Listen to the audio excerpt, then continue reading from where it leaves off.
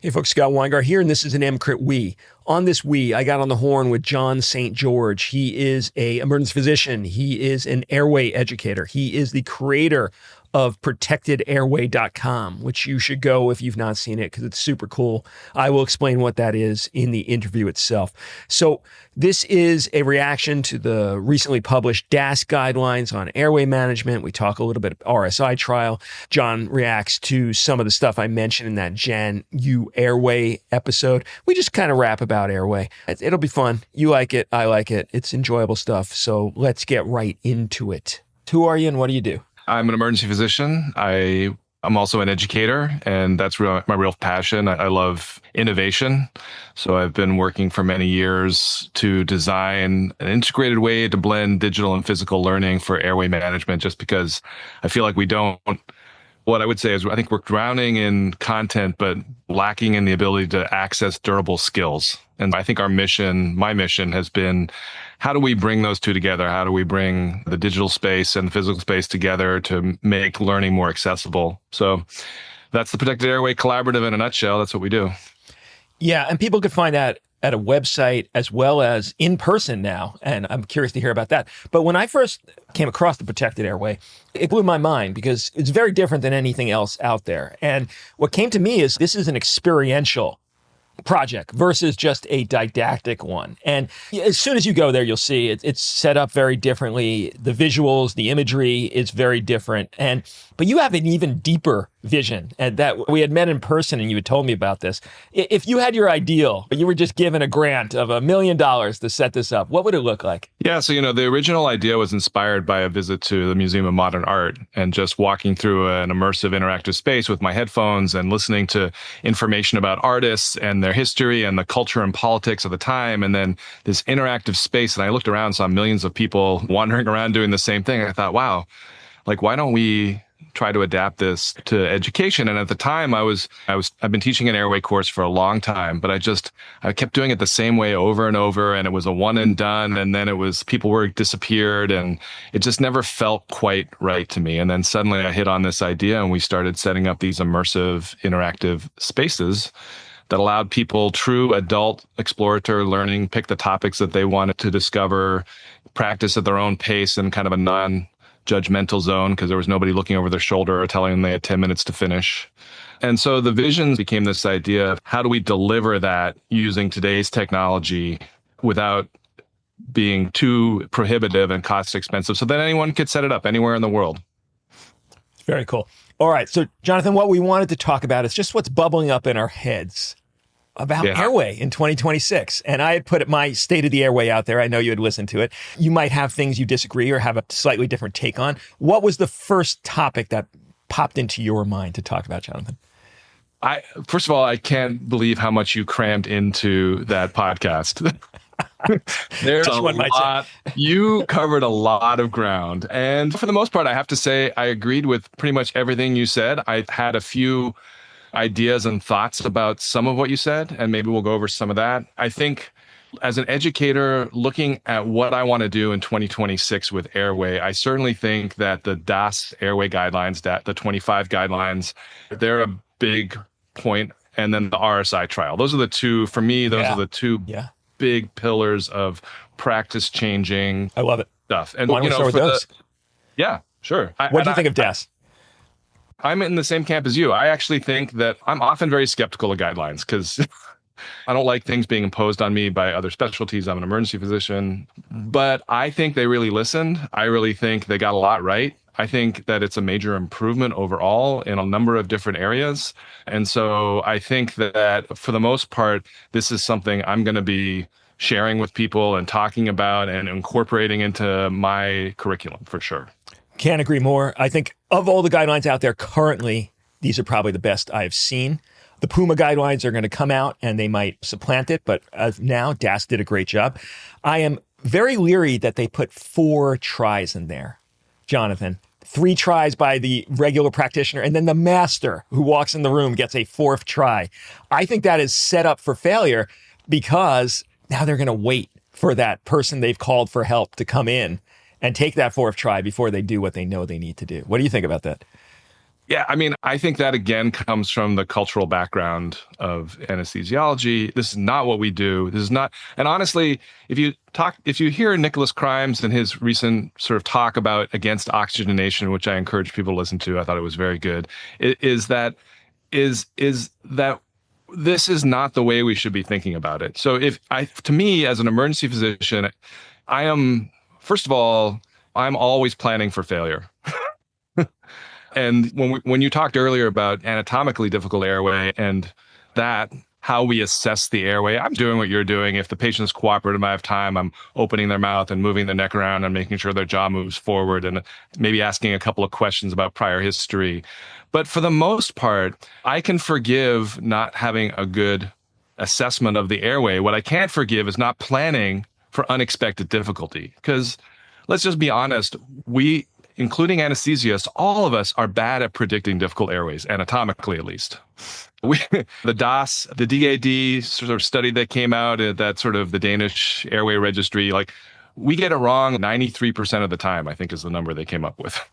It's Future Weingart popping in here. I have an episode already in the can on difficult airway assessment, whether we're actually good at it or not. We'll talk about that Danish study and whether it has any validity. So look forward to that. And that's why I didn't delve into it in great detail in this podcast. And I think we have to have in our heads always that we're planning for failure. And then when you talk about the 3+1, the first time you fail, this shouldn't just be like, oh, that's great, I got 3 more tries. No, you should be looking at the O2 sat, looking at the patient's physiology, looking at what you saw physically. And if it was as simple as, hey, I just simply need to adjust my positioning, maybe I need a little more sniffing position, a little flex extension, and I'm going to definitely get it on the second try, and I'm just going to go right back in and do it, then that's the assessment and you go and do your second try. But if you look in the mouth and the O2 sat's already 93% and you just see nothing but masses of pink tissue, that is already most likely a KICO scenario, right? A failed airway. And you should be thinking immediately about transitioning before the patient gets hypoxic to another modality. So to me, it's really about training clinicians to be good thinkers in real time and say, hey, this is not likely to succeed no matter what I do, and therefore I should be moving earlier. And really that should be what they're suggesting, not this 3+1 standard, everyone gets it. Yeah, everything you said in there resonates with me. And I'll just pick out some points that I really want to emphasize. I think there has to be an acknowledged strategic difference between resuscitative airway and anesthesia airway because, and you put your finger on it, we operate with the assumption that things are going to be difficult. And therefore, we don't have to recognize a difficult airway. We assume one going in. And that leads to a whole bunch of logistical changes. We escalate as much as possible on the first try. We assume there's going to be human factors breakdown just because of the nature of a resuscitation versus a pristine operating room. We think there's always going to be physiologic milieu that's going to make things tougher, that's going to make the patient desaturate quicker. And as a result, a lot of the things the anesthesiologists do in the course of their difficult airway assessment is completely obviated because we just assume the worst and plan for it rather than having to assess it. So I had this debate, and this will come out on EMCrit shortly, with the maker of the Airway triage app. And he has a very extensive difficult airway through multiple rubrics. And he's, Scott, you're not doing this. You're outdated in your assessment. So I got him on because that's fighting words. And I'm like, am I outdated? Tell me how. And here's the 6 rubrics. And I'm like, I assume that human factors are always going to fail. I assume that this is going to be a difficult airway. I always have the equipment already in the room I'm intubating in, so I don't call for it from central core in an OR setup to bring a video scope. I would not intubate without the video scope. So when we get to the end of it, what's left? Anatomical perception, which we know is not great. So you should assume that they're going to be tough, even if your anatomy is great. And then physiologic. And that's all that was left. And that's what's so different about emergency and critical care airway is if you're already assuming all of that badness and it's being taken in stride, then a lot of stuff drops off. And maybe you're right. Maybe the 3+1 is okay for a elective OR case, but it's just never a great idea in emergency medicine or critical care. Yeah, and I think even if you were to ask Nick Crimes, I think he would agree with us and not with his anesthesiology colleagues, and this is one of why I like guidelines, but that they're not meant to be dogmatic. The human mind still has to filter them and interpret them. And you have to understand where it's their strengths and weaknesses and use them as a tool appropriately. And this is another one of those things where I think when you build guidelines, that it gets you into trouble because everybody's thinking like, oh, yeah, I know everything looks really bad, but the guidelines tell me I have extra time. I got three more chances at this, or at least two more, and then I give it to someone else. So I just think that it needs to be emphasized very clearly. That is not the way to do it. Anything else on DAS? The one thing I wanted to say about DAS is that I think video laryngoscopy, I think the debate is over. I think I personally am tired. I think we need to really move on from DL versus VL. I think it's not helpful because I think what we really need to be looking at, and I think you've really addressed this, is it's about performance with the device you're using that's more important. And honestly, like you had mentioned your approach, which is VL standard geometry with a bougie. And I had to remember too that the initial driver study was done with direct laryngoscopy in a bougie, and they achieved above 90 something percent. It was blend. They had some were video and some were direct. I think it was like 50-50. Future Weingart here again. I just want to be really precise so none of the pedants come out and try to beat me up on this. It was actually 99% of them were using video, but in like about 50%, if I remember my numbers correctly, they were looking at the screen. And in the other 50%, they did not look at the screen. Maybe a little less than 50%, they didn't look at the screen. So that's where that 50-50 number in my mind comes from. They were all video with like an exception of just like a handful. But in half of them, they never looked at the screen, therefore making it like direct. But I think the only point I have is that we need to not think about video laryngoscopy as a panacea, as a way to get a little complacent with our skills and really leverage the full potential of it by practicing with the devices we use and getting really good at the ones that we have in our departments. And that to me is a real mission for 2026 in terms of education about Airway. Jonathan, maybe this is where we go on a little tangent, because you had mentioned when we were talking about what we should talk about, the risks and potential harms of moving to a full video approach in terms of people slacking off on technique. What did you want to say about that? Yeah, I think my experience has been, and I spend a lot of time supervising learners doing intubations on fairly difficult cases. And what I have discovered is that the first couple, maybe they get them and they think, oh, this isn't so hard. And then they think, I got this. And then the moment comes when they have a case that they don't have. And what I see is not that it's that just that the subjective answer is, oh, they were really anterior or they were really difficult or whatever. But when I look at it, what I see is, no, that was a performance error because you had a problem that's easily solvable with the video laryngoscope. You just didn't know how to solve the problem. Yeah, could not agree more. In fact, in our video trial where we actually looked at all the recordings, the ones we identified errors in, the vast majority of them were successful first pass intubations.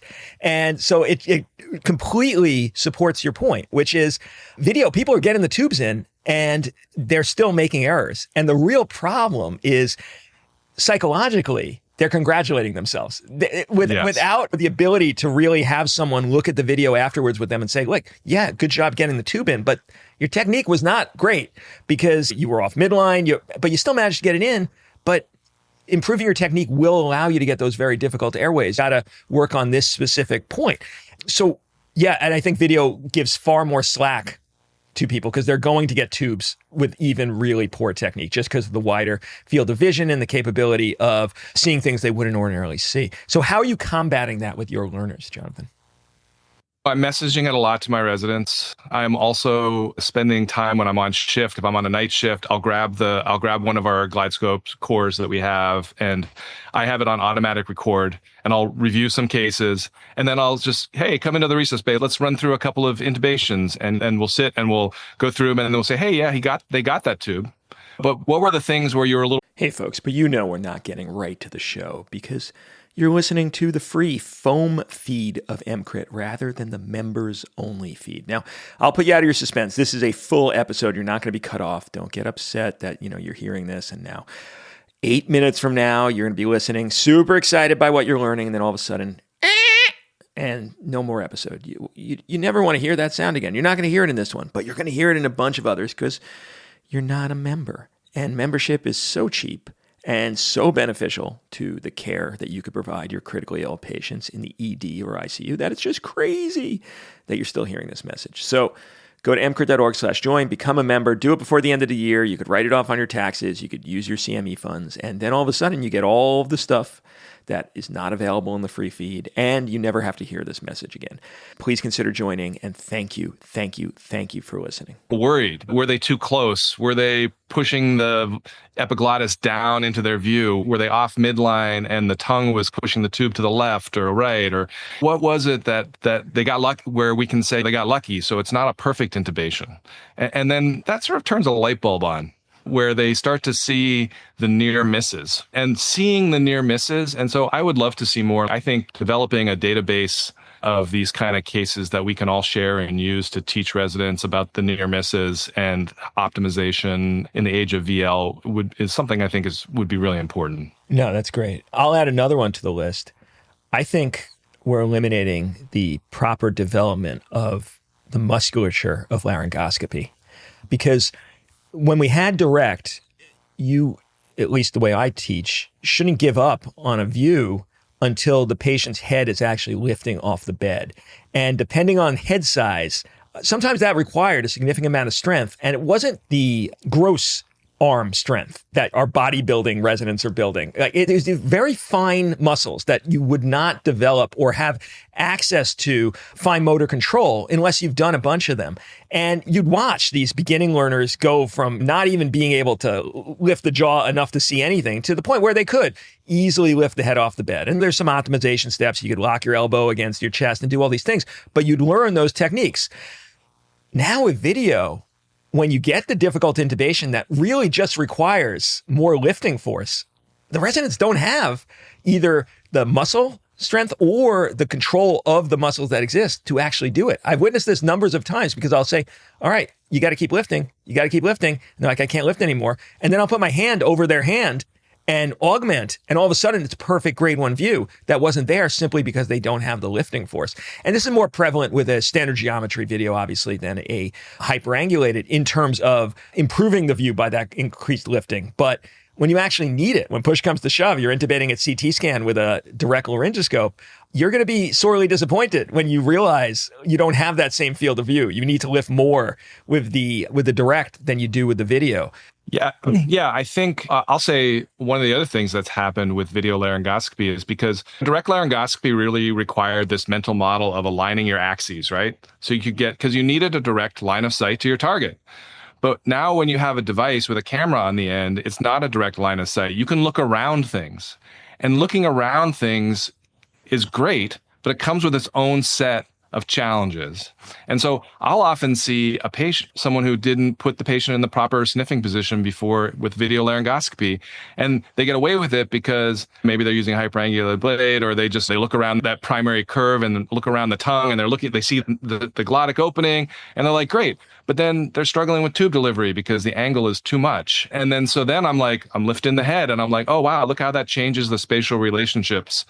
And so video laryngoscopy comes with the requirement that you understand how two-dimensional images on a screen translate into three-dimensional world. And that is a skill, and that actually requires thinking about it and understanding not only airway anatomy, but airway geometry.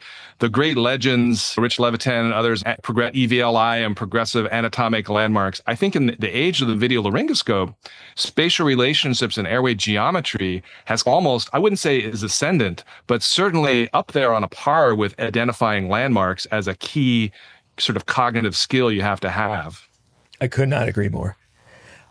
The last thing I have on the DOS guidelines is I think they're still using an inferior and dangerous cricothyrotomy technique. Oh yeah, for sure.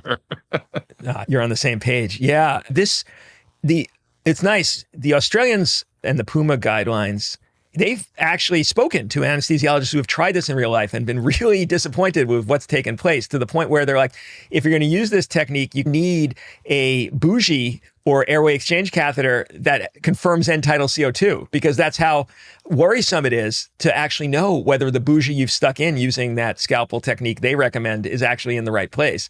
That's not the crike I want. I don't want to have to bag through a hollow bougie in order to know I'm in. I want it to go down my finger and the finger touching the actual structural landmarks and know it's in through that. So yeah, I think they're behind the curve on that one. Yeah, I think that they've moved forward, but I think that there's still some ways to go with their recommendations there. And look, I feel like I stand on the shoulders of giants. I created one of the first immersive learning spaces we created was called the Fearless Phona Mindset. And it's really about how do we get to the point where you can make the cut? And there's 4 elements to that.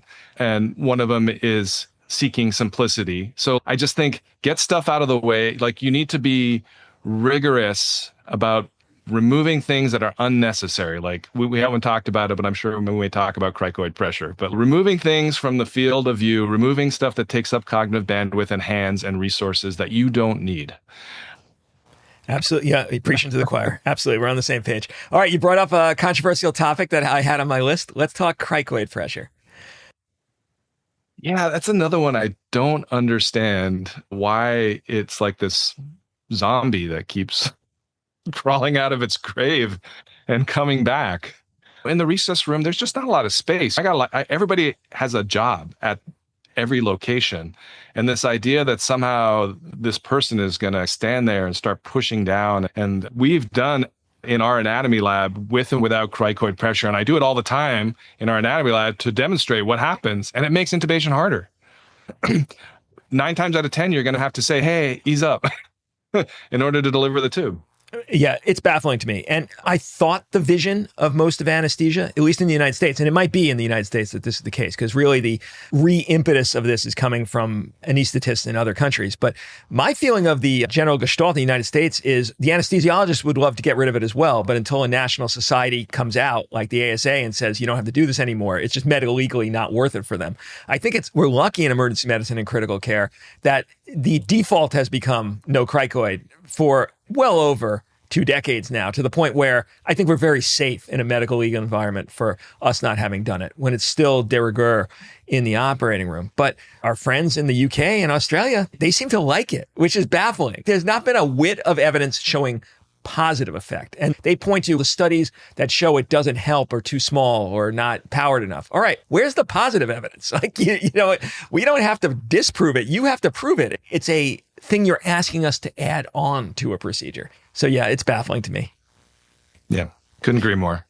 All right, should we move to RSI trial? Sure.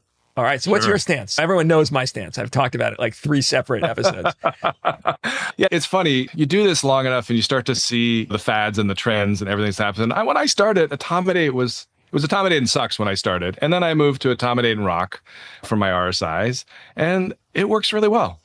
And there was all this controversy about was Etomidate causing adrenal insufficiency and all these other things. And I think that's been a battle that's just been raging for years, which I think is hopefully we'll move on from that because they're bigger fish to fry. And then with the RSI trial, I thought, great, what we have is 2 great drugs that if you know how they work and you want to be subtle about it or nuanced about it, like you want to do DSI versus RSI, or it's a severe septic shock patient, and then you have the opportunity to pick and choose a little. But the bottom line for me is they are both great drugs. And if you know how to use them, use whichever one you want. Yeah, I think that's a perfect take home from the study. And it opens up your option trees. I think the key point of it was it doesn't cause mortality. That's what we needed to know, because we know it does cause adrenal suppression. And now we know it probably doesn't matter in terms of the patient's outcome, which means you could pick and choose now, which I think is fantastic. All right, Jonathan, what should we talk about that we haven't hit yet? One of the things I had on the list was loved the sort of resus ready part of the talk that you had. And I started thinking a lot about, wow, with the new guidelines and VL being ascendant, and like, what is standard equipment in a resus room? What do I want? And I think there has been a big change over the last few years with these larger screens with devices that allow for integrated blades. So a device that used to be in the old days, like, oh, I'd grab my Mac, and if that didn't working, I'd grab a Miller, and then if I had VL, but I wanted fiber optic, I had to ask for a whole new device to come in from the OR to be disinfected so I could use it. We're in a different era now of disposables, and I think for any recess room to be state of the art and ready for anything, it needs to have a large screen device so that it can be a team sport. It needs to have the ability to do standard geometry as well as hyperangulated.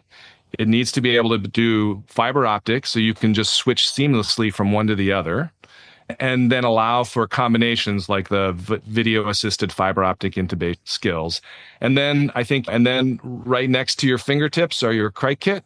And I think if you've got that device that's fully integrated so you can switch quickly from one to the other, and you have your neck rescue, surgical airway, and then, bougies, of course. And then I think you're really in pretty good shape. Yeah, I think that's very apt.